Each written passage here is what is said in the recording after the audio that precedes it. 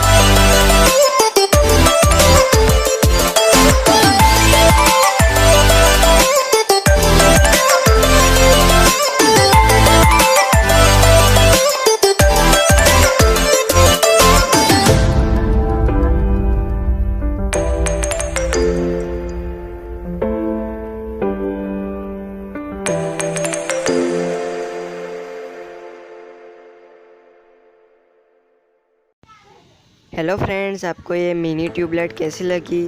आपको अच्छी लगी तो प्लीज़ कमेंट करके बताना। ये बहुत छोटी है पर इसकी रोशनी बहुत ही ज़्यादा है। आप लाइट जाने के बाद इसका यूज़ कर सकते हो और ये 12 वोल्ट से चलती है। तो आप इसका घर पे आसानी से यूज़ कर सकते हो लाइट जाने के बाद। तो आपको ये वीडियो अच्छा लगा हो तो प्लीज़ लाइक कर देना, शेयर कर देना और चैनल पे नए आए तो प्लीज़ चैनल को सब्सक्राइब कर देना। तो चलिए मिलते हैं अगले नेक्स्ट वीडियो में।